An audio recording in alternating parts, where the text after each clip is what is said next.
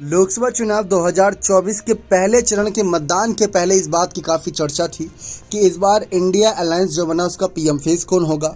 एक छोटी सी हवा उठी थी कि दलित चेहरे को आगे करना चाहिए। दूसरी तरफ मायावती के नाम पर एक अलग से जो जन समर्थन और झुकाव नजर आया, उसको लेकर बहुत ज़्यादा चर्चा थी कि भाई इंडिया अलायंस के पास अगर कोई विकल्प है दलित चेहरे के रूप में तो वो मल्लिकार्जुन खड़गे थे, और अगर देश की जनता के सामने अगर दलित चेहरे को आगे पीएम कैंडिडेट के तौर पर दिखाना है तो वह मायावती थी। लेकिन फिलहाल अगर हम देखें तो राहुल गांधी और प्रियंका गांधी की इतनी ज़्यादा चर्चा हो रही है इस लोकसभा चुनाव में कि मल्लिकार्जुन खड़गे के नाम को इतनी ज़्यादा तरजीह नहीं मिलती नजर आ रही है। ये कांग्रेस की रणनीति का हिस्सा हो सकता है, क्योंकि जिस तरीके से इंडिया अलायंस को एक उम्मीद जागी है कि शुरुआती 2 चरण के रुझान या फिर एक तरीके से जन समर्थन को देखते हुए उनको लग रहा होगा कि कहीं ना कहीं इंडिया अलायंस कोई बड़ा खेल कर सकता है। राहुल गांधी अपनी जनसभाओं में भी कह रहे हैं कि इंडिया अलायंस खेल कर रही है, तो इसी वजह से राहुल गांधी प्रियंका गांधी ही सुर्खियां ज़्यादातर बटोर रही हैं। मल्लिकार्जुन खड़गे भी चर्चा में हैं, लेकिन उत्तर भारत की राजनीति में उतना नहीं जितना हम देख रहे हैं कि दलित चेहरे के तौर पर मायावती सुर्खियां बटोर रही हैं।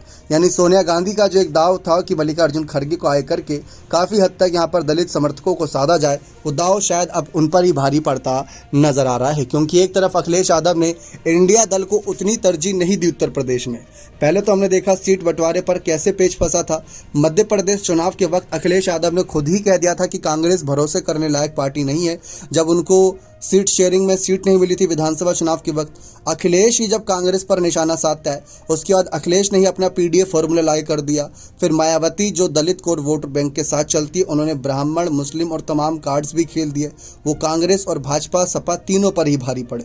लेकिन बात जब पीएम फेस की आई तो जनता के मन में एक कहीं ना कहीं रहा है कि पीएम कैंडिडेट के तौर पर दलित चेहरा भी सामने आए तो ज़्यादा बेहतर रहेगा। लेकिन पिछले कुछ चुनावी नतीजे मायावती के पक्ष में नहीं गए, जिसकी वजह से इस बार के चुनाव में मायावती ने खुद ही अपनी तकदीर बदलने का फैसला कर लिया और अकेले चुनावी रण में उतर गई।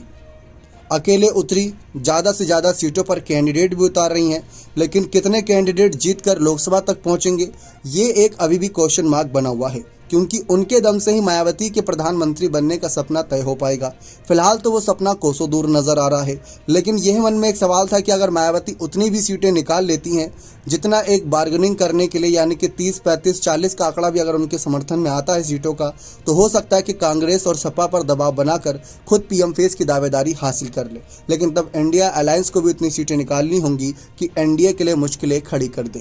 जैसा कि अगर हम देखें, कांग्रेस के कई नेता ये कह रहे हैं कि साउथ से एनडीए साफ और उत्तर भारत में एनडीए हाफ, यानी कि अभी तक उत्तर भारत में जितनी एनडीए को सीटें मिलती थी इस बार उसकी आधी मिलेंगी और साउथ के राज्यों में एनडीए को नुकसान होगा। अगर उनकी बातों में 1% भी हकीकत होगी तो काफ़ी हद तक एनडीए के लिए नुकसान वाली बात होगी। फिलहाल तो ऐसा कोसों दूर नज़र नहीं आ रहा कि एनडीए को कहीं नुकसान हो रहा हो, क्योंकि हम देख रहे हैं लगातार कि पहले राहुल गांधी जो अमेठी से चुनाव लड़ा करते थे, अब अमेठी भी उन्होंने छोड़ दिया है, रायबरेली पर आ गए हैं। किसी का कहना है कि अमेठी सीट किसी न किस तरीके से स्मृति ईरानी के लिए जीत के लिए छोड़ दी गई है, वॉक ओवर दे दिया है। लेकिन कोई कह रहा है कि अगर स्मृति हार गई तो ये स्मृति के लिए बड़ा कहीं ना कहीं हार का सबक होगा।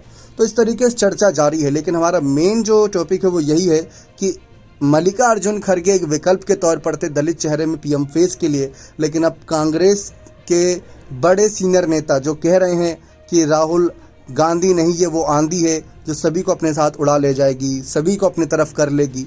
अब देखते हैं कितनी तगड़ी ये आंधी है इस गर्मी के मौसम में, चुनावी सरगर्मियां में।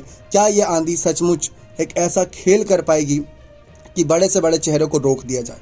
क्या लगता है आपको? क्या सचमुच इस बार जो पीएम कैंडिडेट की दावेदारी है, क्या वो इंडिया अलायंस में राहुल गांधी के पास ही नज़र आ रही है या कोई अन्य विकल्प भी नज़र आ रहा है? बाकी मायावती की अपनी अलग दावेदारी सभी के लिए कहीं ना कहीं विचलित करने वाली